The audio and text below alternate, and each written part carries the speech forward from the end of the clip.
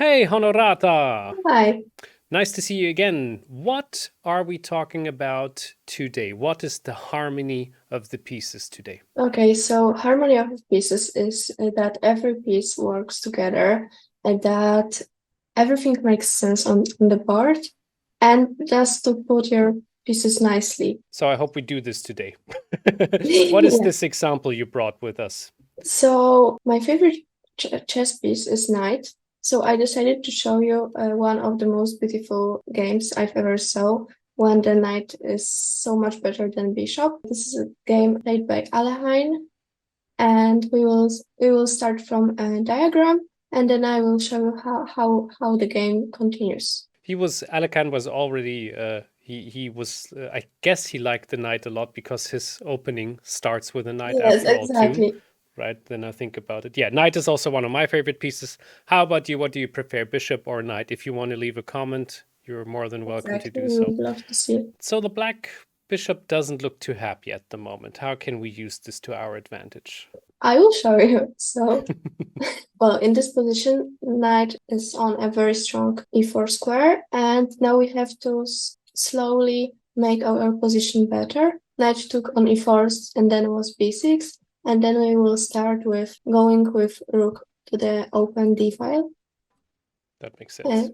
Yes, king f8, and then we will go with our king to the center, king f1, king. Okay, yeah. Of course, there's this amateur trap going with the knight to g5 and then trying to get a fork on e6, but yeah, that doesn't even make any sense. The king is there immediately. It will just help black. So it's Yes, it will unnecessarily open the bishop. all right. Yeah, this is very helpful for me, especially because I don't like that. I normally go all in quickly Yeah, as possible, and this is where the people who are playing slowly to progress their position get the advantage over like me. the worst thing about this position is that black can't do anything more. He just have to wait. Uh-huh. Yes, and that's when we have to show our patience and yeah, and slowly play to win. So then it was c4 just to close the queen side. h6, king e2, rook d1, rook d1, and rook d8. And if rook d8, so maybe just to take rooks completely out of the board, then we will just take, and And slowly, win the slowly endgame. play against this bishop, but we can see it's so much weaker right now because there are no more rooks on the board. Mm-hmm. So, for example, well, I would play here b3, king d3, king e4, and then just maneuver my knight, maybe knight d2, knight e3. So, And then, yeah, there's no way to stop taking the e5 pawn, or it's like difficult for black to, yeah. well, it's he can always play with king to d6, but then we will try to do something on a king side. For example, we can play we can just attack the pawns on g6, h6, maybe. Yeah, that's interesting to see for me, especially because, Mhm. as you know, I'm not very good in endgames. Mhm. But if you would have an endgame like this for white, you would already feel like this is winning if I'm playing the correct moves, if I'm calculating Yes. correct. Yeah. Yeah, this is good to know, of course. Yeah. Okay, good. But black didn't swap the rooks, Yeah, yeah, correct? yeah, exactly. So he wanted to leave more pieces on the board, so it completely makes sense just to like give yourself more chances. Hmm. Then rook d3, bishop h8. This move shows how bad the position is for black. And then a4. So maybe with plan of rook b3, a5. In this position, we have to like slowly look in different places for weakness of black, and maybe somewhere he will make a mistake and it will be easier for us. Yeah, so I guess one quintessence about the harmony of the pieces is that if the pieces are working in harmony, compared to black, who is just reacting, Mhm, then black is more vulnerable to making a mistake than white. mhm. Yeah. Exactly. Well, if Wish that would be if all of your pieces are taking the best positions, there are no good places to go for other. Gotcha. Yeah. Yes.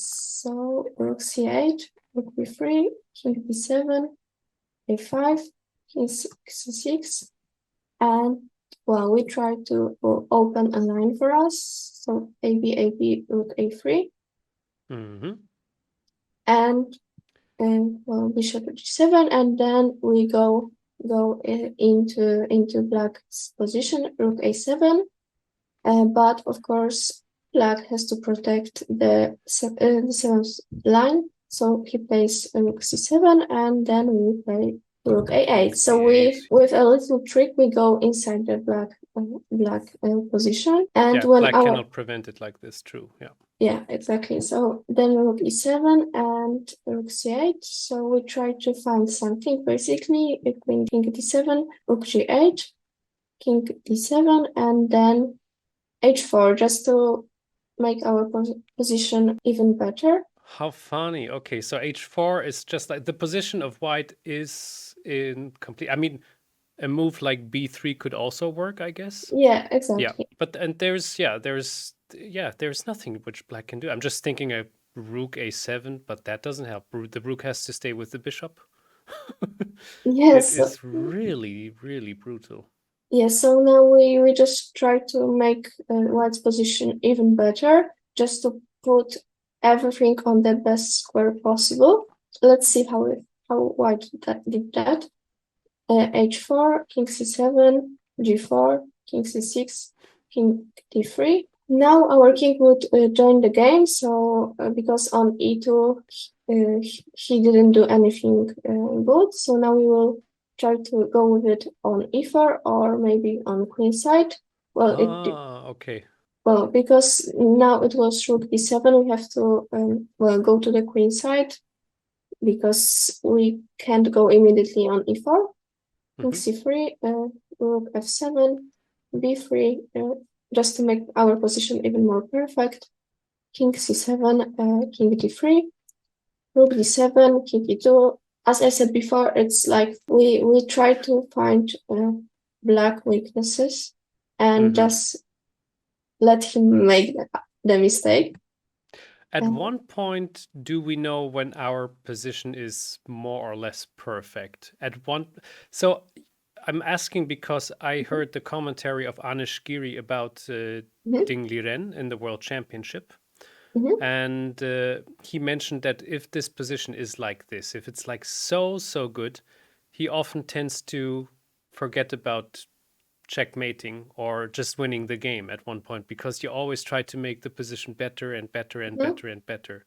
Do you have any advice of when to know when it's time to go for the kill, so to say? So I would say there are different types of the winning good position because like in position like this, it's really chill. You can just play slowly and make your position better. But there are positions like you have to go for the throat, basically, because there's like one or two moves that you have to play something sharp, because if you don't play it, then it's simply too late, or there's a position when only one move is winning, and you just have to play it. So you have That's to know which position are you playing.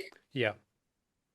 And if this position would be much sharper, then you would have no time then to you do have to what you're doing right now. put all your thoughts into thinking right now what you have to do. Yeah. And yeah, just try to find something, because then it can be simply too late. So this position right now, which we're looking at, this is just a beautiful torture. Yeah, exactly. All right, so the king goes back to e2. Yeah, because he can't do anything more on queen side, so we go back and then we try to find something another. Maybe we can play our knight to c3 and then maybe to b5. Oh, okay. Yes, and then rook e7 and g5 just to close queen side and highlight the the pawn on g6, that is very weak Yeah. right now. And hg, king c6, king d3, rook d7. Our And king now the goes to king. the perfect square on e4. Yeah. And as you can see, there are just holes in black position, and we just try to find our way around it. Rook c7, knight b5, rook e7, and then f3, because why not? And king d7.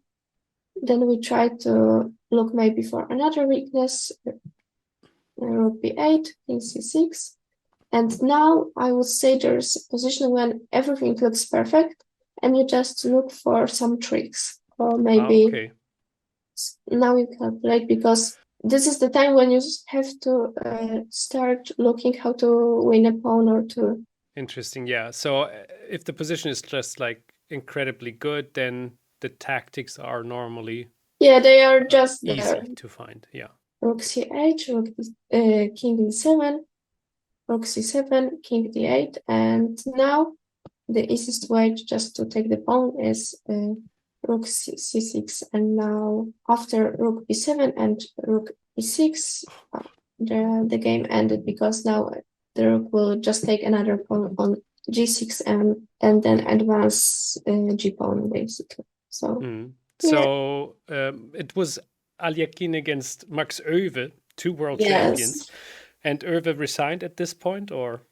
Yes, Yeah. he resigned because, well, it's nothing more he can do, because white would just simply take on g6 and then just advance the pawns on king's side. So yeah. So you're young and you started as a very attacking player. You liked the sacrifices, the wild games, and then it shifted for you to look at the harmony of the pieces, the positional play, how to just make the game a bit more satisfying. Do you remember when this shift happened? So I would say when you are an attacking player, if you want to play a good game, you have to be in a very good form, because you have to be able to calculate all of the lines. And with this more strategic approach, it's more like, I would say, you don't have to be on your 100%, and you can still play a decent game. That is super interesting. I never actually heard that before. That's really cool advice. Honorata, thank you so much for this nice episode. I hope you at home enjoyed it too. Thank you for viewing our first episode so much. That's, of course, very nice and satisfying that so many people were watching it. And I hope a lot of people are watching this episode too. Thank you, Honorata. Thank you. Bye. Bye bye.